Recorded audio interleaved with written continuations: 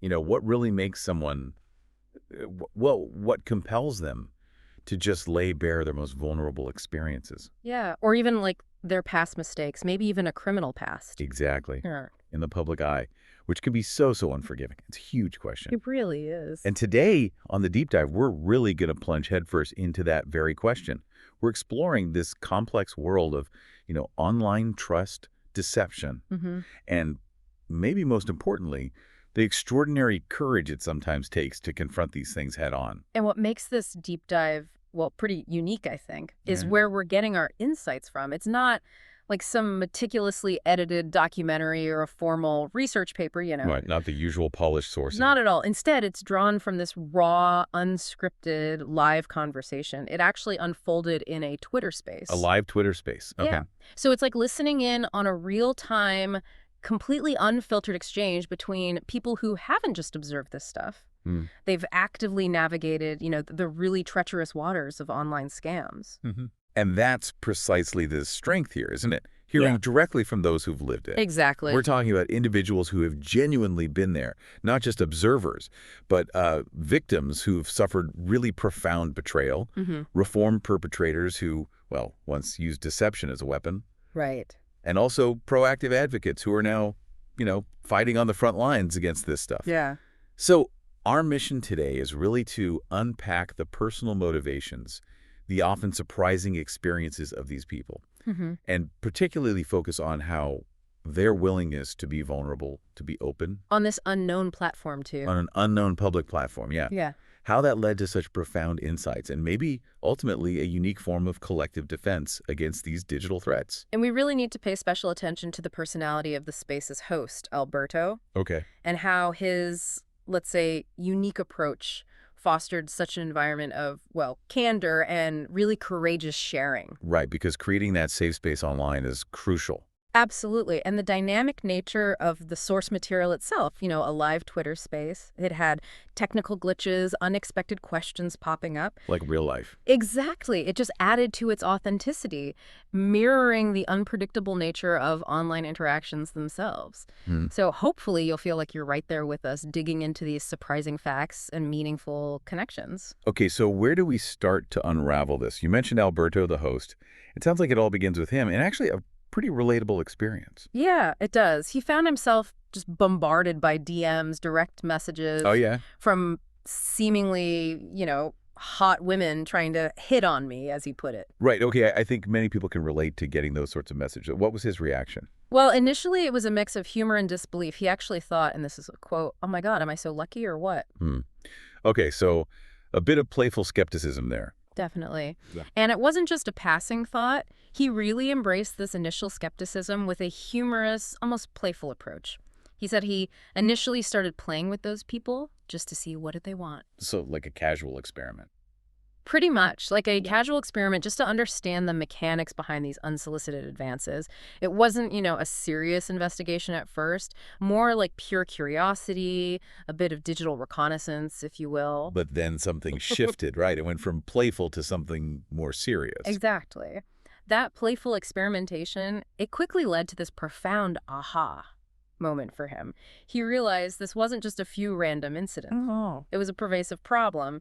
He observed, I realized it was really bubbling. I was tired of that. Yeah, you see it everywhere once you start looking. Right. And he was thinking, okay, what's going on? I mean, how many people actually pay attention to this? And this realization, combined with finding TV shows like Catfish, which explore online deception, Oh, yeah, catfish. that really ignited his interest in understanding this, well, darker side of virtual relationships. That makes sense. So the curiosity turned into a more focused interest. Yeah. How did that translate into the Twitter space itself? Did he start it with this serious intent? Well, what's really intriguing is how his approach evolved. He initially created a space about romance, a scam that was actually not serious. Oh, really? Yeah, he intended it in a sarcastic and ironic way. Okay, so starting with humor again. Right. But then it quickly transitioned into a serious discussion platform, and the turning point was quite serendipitous. It wasn't planned. How so? As he put it was not planified or anything, and it happened that some people appeared that had certain different fields of expertise related to the topic that, wow, were really amazing to have them here there. Wow. So experts just showed up. Yeah, this unplanned convergence of victims, former criminals, experts in different fields, they just joined the conversation. And that gave the space this organic depth, simply because Alberto was willing to open up that forum. And that brings us back to Alberto himself. A huge part of why these diverse, maybe often vulnerable voices felt comfortable sharing, especially on an unknown public platform like a Twitter space, must have been his unique personality, right? And his, well, you call it a radical approach to transparency. Absolutely. He seems to live by this philosophy. In order to know the enemy, you have to see the enemy. Okay, what does that mean in practice? Well, he backs it up with incredibly candid admissions. Like, he openly talked about using Bumpy for dating online in order to play around and see how it is really they're going on all this world of meeting people online. So he wasn't just observing from afar, he was jumping in. Right. He's right there on the digital front lines, you could say. Albeit, he'd argue, with a self-aware, calculated risk.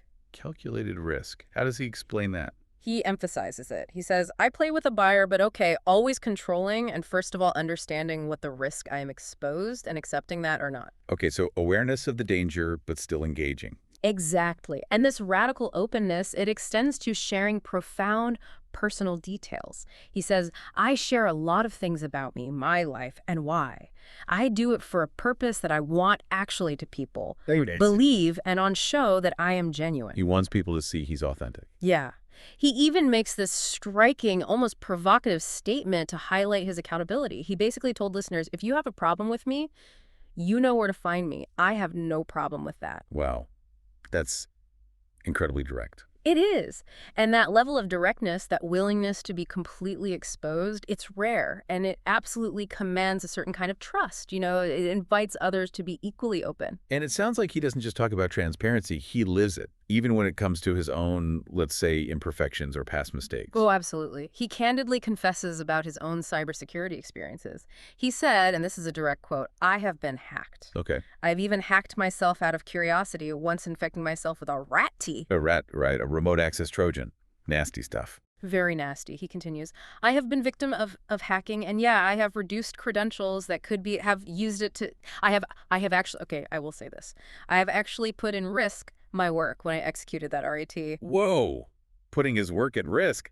That's a major admission. It really is. And this level of directness about his own imperfections, it's disarming, isn't it?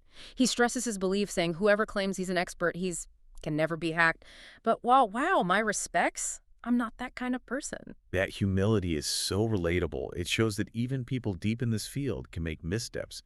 The key is learning and sharing, I guess. Exactly, learning and sharing. And you mentioned his personal stake in online trust. There's an anecdote about his fiancée. Yes, and it's really compelling. It connects all this back to the real world. He met her online. Okay. And she showed this immense level of trust by actually coming to meet him in Uruguay, where he lives. Well, from where? He didn't specify where she came from originally in this clip, but the key point was she came without telling her family or friends initially, just trusting him completely based on their online connection. That is a huge leap of faith. How did he feel about that? He describes his own anxiety about her safety. He actually tried to get her to share his passport and phone bill with her family. His details. Yeah, his details with her family, just to ensure they knew she was safe when she arrived, and had ways to verify him or contact him if needed. That's fascinating. It shows his awareness of the risks, even when he was the one being trusted. Precisely. It powerfully underscores his personal connection to both the risks and the potential rewards of online trust. It shows he genuinely believes in the possibility of real connection, even amongst all the dangers. So pulling it all together, what's the driving force behind his commitment to hosting these spaces, to being so open? His core motivation seems to stem from this deep belief that by sharing experiences, especially the difficult ones, victims or people who've learned lessons can protect other people. We can, help others. And is very gratifying. Helping others is the key motivator. It seems to be. And this unique blend he has, the humor, the profound transparency, the deeply personal stake, it creates this really approachable, trustworthy, and engaging environment for discussing such sensitive topics. Right. His willingness to be vulnerable, to be direct, it encourages others to do the same. It sets the tone. Exactly. It really highlights how his personal courage to just go public, flaws and all, became the bedrock for this platform of collective vulnerability and learning. It demonstrates a really unique kind of, let's call it, digital bravery. Digital bravery, I like that. And this willingness to be open, even about really traumatic experiences, it sounds like that's a shared thread among the other guest speakers, too. Oh, absolutely. It really exemplifies what it means to take the courage in the digital age, as you put it. Let's start with Anna Rowe. Her story is particularly poignant. Okay, Anna Rowe, what was her experience? She was a victim of a very specific type of romance fraud. And the motives, as she clearly states, were not money economical. Not about money. That's unusual for romance scams, isn't it? It is. Her abuser was actually a lawyer in the UK, leading a double life. He used a fake identity to hunt for women online. A lawyer. Good grief. What were his motives then? According to Anna, they were primarily sexual motives, and chillingly, he got a kick out of the power and control. She mentioned she knows of at least 17 women he abused this way. 17 women. That's horrific. How did she cope with that? Well, her decision in the face of this trauma is truly transformative. Instead of being consumed by it, she decided to, quote, use that traumatic situation to actually turn into something positive Oh, and start doing things in order to prevent other people from suffering from that and protect those who've been affected by that. wow. That's immense resilience, turning personal pain into advocacy. It really is a powerful drive to make good out of something terrible. And you mentioned her joining Alberto's space. Was she familiar with that kind of platform? Well, what's especially noteworthy here is that despite her extensive experience she mentioned doing other speaking and podcasts, Anna emphasized that this Twitter space was her first space ever. Her first time on that specific platform. Yeah, which highlights her willingness to step into an unknown platform, embrace new avenues for her cause. It shows a deep commitment that really transcends her own personal comfort zones. She was willing to take that leap for her message. That definitely fits the theme of courage. And what about her advocacy work? Her organization champions a no blame, no shame mantra. No blame, no shame. Why is that important? It directly combats the pervasive societal stigma around online victimization. She stresses that victims are so isolated and ashamed when they're actually victims of a crime because of the way society blame them. Right, that victim blaming is such a huge barrier. It is. So creating that no blame, no shame environment is crucial for enabling people to come forward, to share their stories, and to foster that atmosphere of collective support we talked about. Okay, so from a victim turned advocate, who else shared their story? You mentioned a reformed perpetrator. Yes, and this is quite a name, Brett Johnson. Brett Johnson. Yeah. Rings a bell, but remind me. Well, the United States Secret Service apparently called him the original internet godfather. The original internet godfather. Okay, that's quite a title. What's his story? His past is astonishing. He listed 39 felonies being placed on the United States most wanted list, even an escape from prison. Escape from prison. Seriously. Yeah, and he built what he described as the first organized cybercrime community called Shadow Crew. Shadow Crow. Okay, I remember hearing about that. So a major figure in early cybercrime. What's he doing now? That's the remarkable pivot. He now states, I worked my ass off to protect businesses and consumers from that type of attacker that I used to be. Wow. From godfather to protector. That's Yeah. quite the transformation. What prompted that shift? It's a really interesting point. What leads someone who mastered deception to switch sides so completely? His crucial realization about his past didn't happen overnight, or even necessarily when he was caught. No. No. He said, it wasn't until I started to turn my life around and started to interact with victims that I started to understand the damage that I had done. Interacting with victims. That was the key. It seems so. That personal epiphany, really understanding the human cost, that's what underlines his motivation for transparency now. It gives him this unique vantage point, having been on the other side. That's powerful. That it took that direct human connection for the gravity to really sink in. Does he share any specific insights from that unique perspective? He does, and some are quite counterintuitive. He challenges the conventional wisdom that simply raising awareness doesn't mean that you're going to somehow protect yourself. Wait, isn't awareness usually seen as the first line of defense? Yeah. Why does he say it falls short? Well, he argues, from his experience, that criminals are better at committing crime than the common person on the street is at protecting themselves against that crime. Oof. That's a sobering thought. It is. Right. He understands the dedication, the skill, the 200 to 4/7 nature of that criminal lifestyle. Mhm. So for him, just being aware isn't enough against a determined, skilled attacker. So if awareness isn't the silver bullet, what does he emphasize? His most urgent plea, drawing directly from his own criminal experience, is for victims to report crimes. Report, report, report. Yes. Yeah. He states it so powerfully. Not reporting or not calling the police on me resulted in me keeping on going because what consequences did I have? None. Wow. Hearing that from him. Right. He emphasizes the emboldening effect of unpunished crime. Reporting isn't just about justice for one person, it's about preventing future victims, interrupting that criminal sense of impunity. It's critical data. Okay, so we have Anna the advocate, Brett, the reformed criminal. Yeah. Who else was in this space? Next up, we have someone known as Spider. He was introduced as a black hat activist. A black hat. So, operating outside the law. Pretty much, he's apparently been deeply involved in the anonymous movement since way back, like 2009. Okay. And what does he do? Is it related to scams? His methods are, as you said, definitely outside the usual legal lines. Ethically complex, controversial. How so? He actively engages in catching predators and traffickers. He talked about using bait software or stealers, essentially malware on platforms like Roblox, Using malware on Roblox to do what? to identify and expose malicious actors. He even mentioned catching other hackers that's using stealers on other children. Oh, fighting fire with fire, it sounds like. That's definitely risky. Hugely risky. And Spider explicitly acknowledges the illegality and the potential personal danger. He said, I've been doing it since 2011 when it comes to like getting caught because I'm doing something illegal to help the people. I've been doing it since 2011. He's been doing this illegal work for over a decade, and he's open about it. Seems so. His core, unwavering belief is simple. Exposing on what needs to be exposed to the public no matter what. Why take that risk? What's his justification? It seems to reflect a deep frustration with, let's say, systemic failures.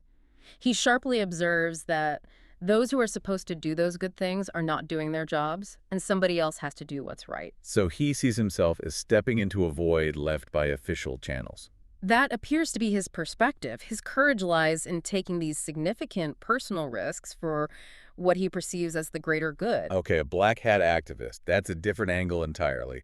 Who else? Finally, we turn to Scorpio. And her story powerfully illustrates the vulnerability of even, well, technically aware individuals. How so? What happened to Scorpio? She shared this really poignant story of being targeted by a stolen valor scammer. Stolen valor. Yeah. Someone faking military service. Exactly. Falsely claiming military service or achievements to gain trust. And this happened right after her father's death, and her father was a Vietnam veteran. Oh, no. So she was targeted during a period of intense grief. Precisely. It highlights how emotional states can tragically override even deep-seated expertise or awareness. Did she have technical expertise? Yes, that's the compelling part. Even with cybersecurity certification, she actually said, I'm also certified in cybersecurity, so I could put myself in positions because I know how to protect myself. So she knew the risks, technically. She knew the technical risks, but she admitted that emotional vulnerability, what she described as tending to react emotionally to things, made her a target. Because, as she put it, it becomes much easier for me to manipulate you. That makes sense. Emotion clouds judgment. It does, and her crucial warning was about the unseen danger of seemingly innocuous personal details.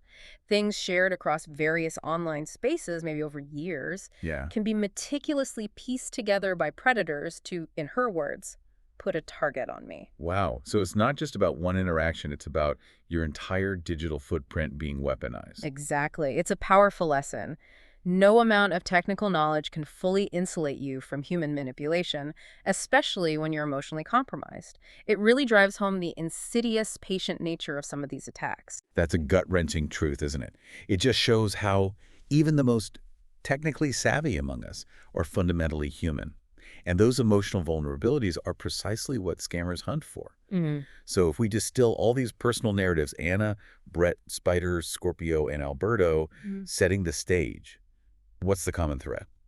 Despite these vastly different backgrounds and experiences, the victim, the reformed criminal, the ethical hacker, the cybersecurity expert, their shared willingness to openly discuss their struggles, their hard-won insights Yeah. on a public platform, an unknown one for some, It's just a profound testament to their bravery, their resilience, and this collective commitment to helping others. It really does exemplify taking the courage in the digital age, creating this powerful collective voice that resonates far beyond what any single person could achieve alone. Absolutely. Okay, so with these individual stories as a backdrop, let's zoom out a bit. Let's dig into the broader mechanics of digital trust and deception. Where does it start? Well, it really begins with a fundamental human trait, our predisposition to trust. As humans, we're fundamentally, wired to trust. Wired for trust. How so? Think about everyday life. We trust that doctors have their qualifications, that, as one speaker put it, the food that's on the supermarket shelves hasn't been poisoned. Right, you can't function without some baseline level of trust. Exactly. There are countless aspects of our daily lives where we simply have to trust. And this natural inclination, this cornerstone of society, is precisely what sophisticated scammers relentlessly exploit. They turn our inherent trust into a profound vulnerability. And this is where the psychological aspect really takes center stage, isn't it? Hmm. Targeting those emotional vulnerabilities. Precisely. Scammers specifically target emotional weak points. They understand that certain emotional states, grief, loneliness, or what psychologists sometimes call hot states, moments of intense emotional arousal. Hot states. Yeah, they make individuals more susceptible to manipulation. This is exactly where relationship schemes come in, because they operate squarely on emotion, creating illusions of friendship or romance. So when you're in that hot state, your logical defenses are down. Pretty much. Yeah. Your cognitive biases might be heightened, making you an easier target because critical thinking gets momentarily sidelined by that strong emotional need or response. And the tactics scammers use, they're not just quick hits, are they? They're evolving. Oh, constantly evolving. It's a relentless technological arms race in the digital underworld.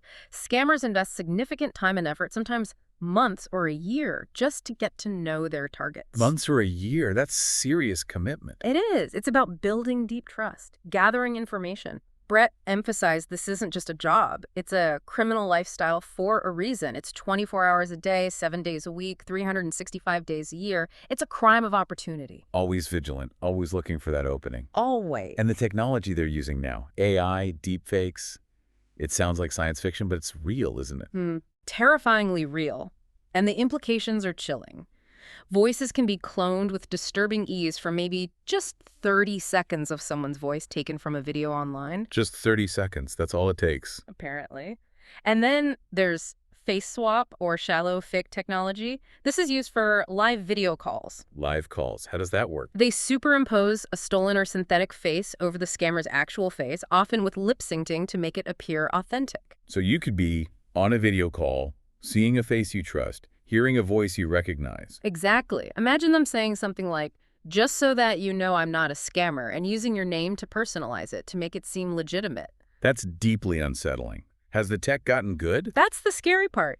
What Yeah. once looked pretty cartoonish has become incredibly realistic. Those old safeguards, like asking someone to turn their head or make a specific gesture on video, they're becoming largely ineffective. Because the fakes can mimic those movements now. Increasingly, yes. The speed of improvement in this AI technology is what's particularly alarming. So what's next? What does the near future hold? You mentioned Brett had a prediction. He did, and it's a dire one. He said, 18 months from now, that game is going to look completely different. 18 months. That's Yeah. very soon. What changes does he foresee? He predicts a terrifying shift away from just stealing existing identities Towards what? towards entirely synthetically created profiles generated purely through AI. Fake people, essentially, built from scratch. Wow. AI-generated identities. And the potential for real-time conversation with undetectable deepfakes. Yeah. He believes it will lead to a society where we're not being able to trust anything that they see or hear. That's a fundamental challenge to our perception of reality. Does he think this is just for romance scams? No, he warns it extends far beyond that, impacting business email compromise, account takeovers, really any type of motivation for criminal activity where identity and trust are paramount. It could undermine trust across the board. So if deepfakes become undetectable, what happens to the tools we use now to verify people online, like reverse image search? They're rapidly becoming obsolete. Google reverse image search, once pretty useful for spotting stolen photos, is now virtually pointless. Why pointless? Partly due to privacy legislation making it harder to track images, but also the sophistication of AI. It can generate unique faces or subtly alter existing ones just enough to evade detection. So the old tricks don't work anymore.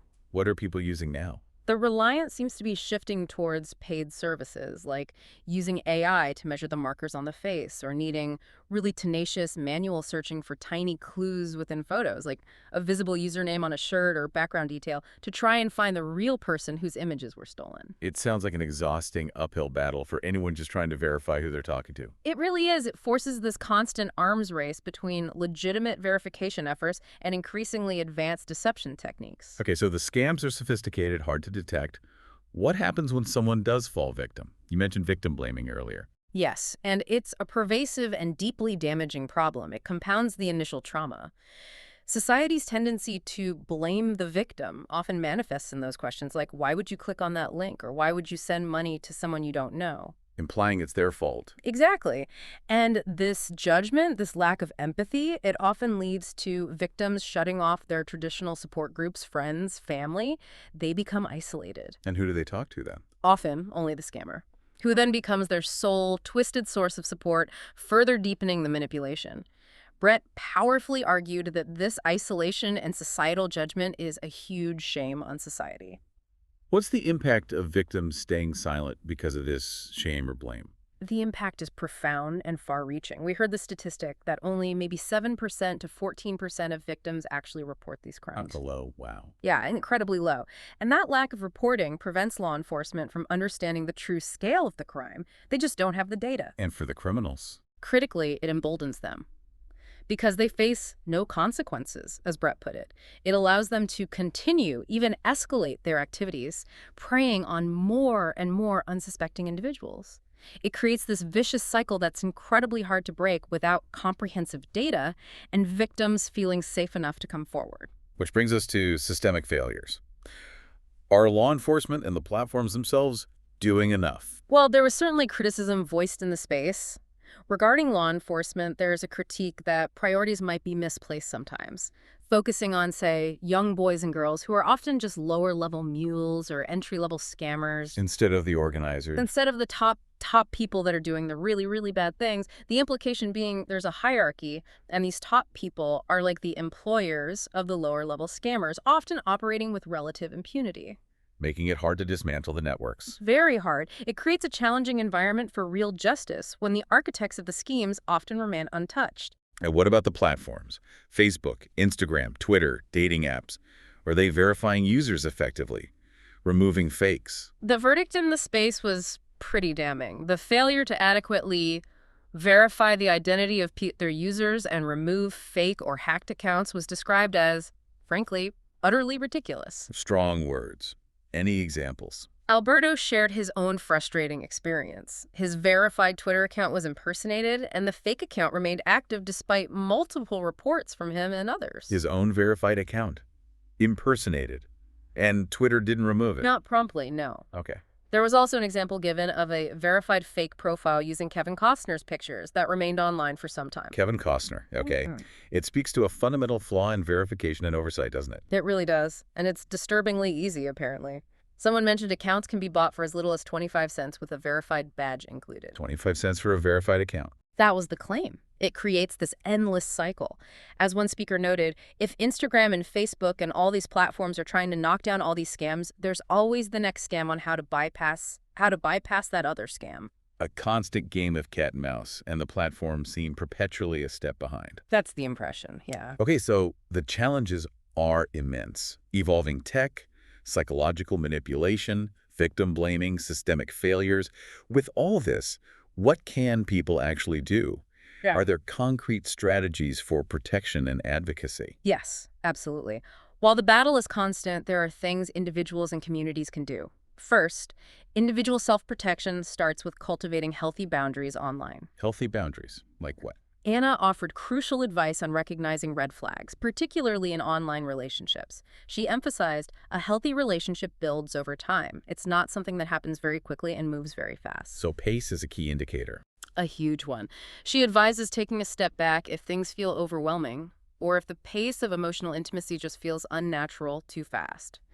This isn't just about spotting a scammer, it's about fostering psychological resilience in all your online interactions. That makes sense. Being mindful of the emotional tempo. What about technical steps? Well, for those already vigilant, the recommendation for multiple email addresses might sound Yeah, basic. separate emails for different things. Right. But its importance can't be overstated. It's not just about being tidy. It's a critical strategy for compartmentalizing risk. How does that help? By strictly segmenting your digital identities, maybe one email for social media, another for banking, another for shopping, you create firewalls.